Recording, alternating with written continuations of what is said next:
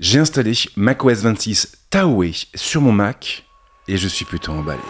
Je l'ai déjà dit, mais 2025 est l'année de l'uniformisation pour Apple. Non content de donner le même numéro à l'ensemble de ses plateformes, l'entreprise a également déployé une interface unique. Liquid Glass. Une interface tout en transparence que l'on retrouve bien entendu sur la nouvelle mouture de macOS. Et typiquement tout ce qui est valable pour iOS ou iPadOS l'est aussi pour macOS. L'écran de verrouillage met l'accent sur la transparence et sur la réfraction. L'horloge, un fond d'écran, le champ de mot de passe, le reste ne bouge pas. Une partie de moi ne peut pas s'empêcher de penser qu'il y avait peut-être plus à faire ici, mais de toute manière, vous ne passerez pas toute votre vie devant. Ensuite, il y a le bureau. Les composantes restent les mêmes. Chaque élément se situe toujours à la même place. Toutefois, ils n'ont pas exactement le même look. Le dock est en vert, la barre de menu perd son fond et les widgets deviennent transparents. S'il vous en faut plus, il suffira d'aller faire un tour dans les réglages. Vous pourrez alors modifier l'aspect des icônes et d'autres éléments. Et mon constat ici ne change absolument pas. Les icônes transparentes sont jolies, l'esthétique est soignée, mais elles sont difficiles à identifier. C'est l'inconvénient quand on supprime les couleurs. Il y a aussi un autre problème, tous les éditeurs ne sont pas encore passés à la transparence. Certaines icônes restent donc colorées, et il faut avouer que cela jure un peu. Cela étant, je le rappelle, macOS 26 est encore en version bêta, et ces désagréments sont parfaitement normaux. Le centre de contrôle passe lui aussi à la transparence, du moins au niveau des widgets et des boutons. Il n'y a pas de fond au niveau du panneau, et Apple a préféré opter pour une espèce d'ombre portée, une ombre diffuse. Et sinon, il est enfin possible d'ajouter des boutons et de personnaliser leur agencement comme nous le ferions sur iOS. Il y a plein d'autres détails sympas, comme la barre de volume par exemple, elle apparaîtra en surimpression dans le coin supérieur droit de l'écran, avec un petit effet de transparence très réussi. Et si vous écoutez votre musique par le biais d'un casque, une icône dédiée apparaîtra dans la barre de menu pour que vous sachiez que c'est le volume de ce dernier que vous venez de modifier. Apple a également intégré une nouvelle vue pour les applications. Elle remplace le Launchpad et elle est accessible par le biais d'une icône située au même endroit. Une icône située dans le dock. La vue est assez compacte et les outils sont organisés en fonction de leur catégorie pour en faciliter la lecture. Dans l'ensemble, j'accroche assez à Liquid Glass, la peinture est encore fraîche, c'est vrai, mais cette nouvelle interface a vraiment une identité propre. Elle apporte de la cohérence et elle facilite aussi le passage entre les différentes plateformes, entre les différents produits de la marque. Parce qu'au final, peu importe que vous utilisiez un Mac, un iPad, un iPhone ou un Vision Pro, vous aurez exactement la même chose à l'écran. Et ce n'est bien entendu pas anodin, c'est parfaitement calculé.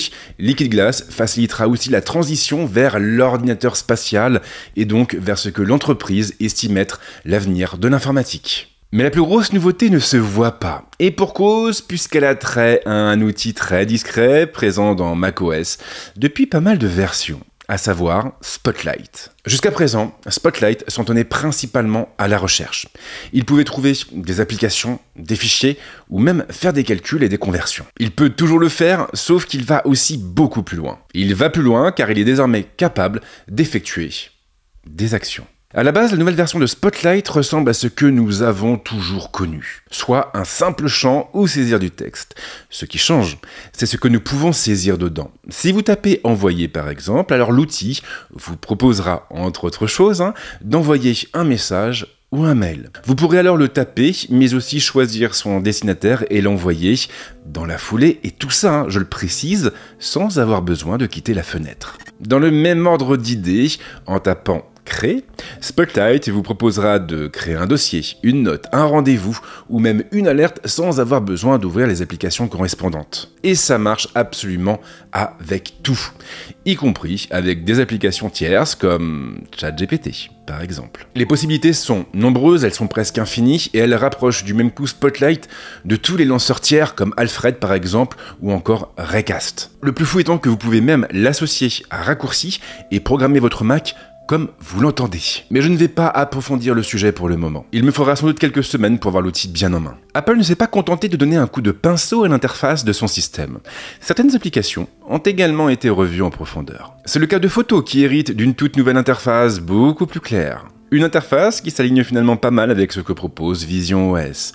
L'application hérite ainsi d'une barre latérale masquable renvoyant vers toutes les catégories comme les éléments favoris, les vidéos, les captures d'écran ou encore les différents albums créés par l'utilisateur. La vue de droite affiche les photos, présentées sur une grille. Une barre composée de plusieurs boutons complète l'ensemble. Elle est placée tout en haut, elle mise sur la transparence et elle permet de filtrer ou de modifier le contenu affiché. Je trouve cette nouvelle interface réussie car beaucoup plus claire que l'ancienne. Les infos sont mieux structurées et on perd beaucoup moins de temps à chercher l'option dont on a besoin au moment où on en a besoin. Apple Music voit lui aussi son interface évoluer pour se rapprocher de ce que propose Photo. L'interface est donc plus claire, mieux structurée. Safari apporte aussi quelques changements plus discrets avec plus de rondeur au niveau des icônes, notamment au niveau des onglets, et une nouvelle barre latérale centralisant l'historique, la liste de lecture, les signets ou encore les groupes d'onglets. Même esprit pour mail, notes et finalement toutes les autres applications maison. Je pourrais bien entendu passer en revue chaque changement, mais je préfère me focaliser sur les nouvelles applications intégrées à Taoe. La première, vous la connaissez déjà. Il s'agit de Téléphone. Oui, et elle sert exactement à la même chose que celle qui est présente à bord de votre iPhone. Elle vous donnera un accès à votre carnet d'adresses, mais elle vous permettra aussi de passer ou même de recevoir un appel directement depuis votre Mac. Ou même d'écouter les messages laissés sur votre répondeur. Plus besoin de prendre votre iPhone pour téléphoner, vous pouvez rester sur votre Mac. La seconde application est plus intéressante. Il s'agit de Games. J'en ai déjà parlé dans ma vidéo sur iOS 26, mais il me paraît important de revenir dessus parce qu'elle est en réalité bien plus complète et bien plus complexe que vous ne le pensez. Games est décrit par Apple et la presse spécialisée comme un hub dédié aux jeux vidéo. Il permet de retrouver les titres de l'App Store ou d'Apple Arcade au sein de la même interface, mais aussi de voir à quoi jouent nos amis ou encore d'accéder à notre bibliothèque personnelle. Mais voilà, Games n'est pas juste un moteur de recommandation. En réalité, Games fonctionne comme un agrégateur.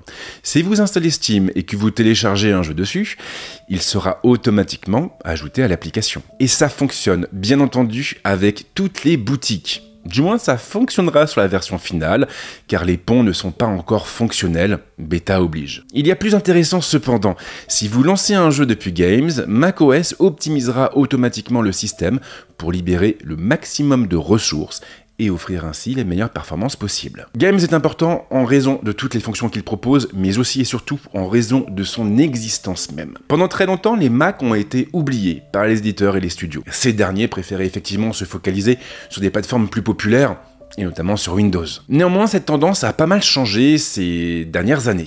Le Steam Deck, par exemple, ne tourne pas sur Windows, mais sur Linux. Et il a rencontré un franc succès depuis son lancement, ce qui prouve de manière indiscutable qu'il y a de la place pour d'autres plateformes. Et Apple, justement, met de plus en plus l'accent sur le gaming.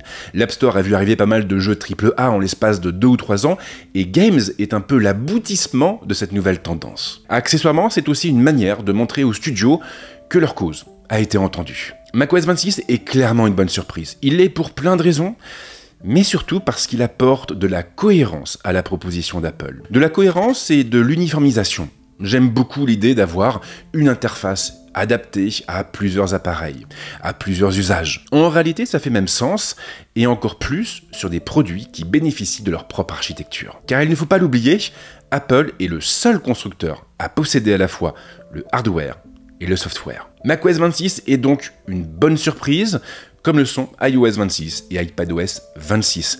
Apple a entamé une transition et je pense plus que jamais qu'elle était nécessaire pour préparer la suite. Voilà pour tout ce que j'avais à vous dire au sujet de macOS 26, et si vous voulez en savoir plus sur iOS 26 et iPadOS 26, pas de soucis, les vidéos sont déjà dispo sur la chaîne. Merci en tout cas de m'avoir suivi jusque-là. Comme d'habitude, si vous voulez me soutenir, c'est pas compliqué, il suffit de lâcher un petit like, de lâcher un petit commentaire, histoire de faire remonter la vidéo par l'algorithme de YouTube. Et bien sûr, si vous aimez ce que je fais, abonnez-vous. Quoi qu'il en soit, en ce qui me concerne, je vous souhaite de passer une très bonne journée, une très bonne soirée, un très bon week-end, de très bonnes vacances. Et c'est promis, on se retrouve très vite avec d'autres contenus, ici, mais également ailleurs. Ciao.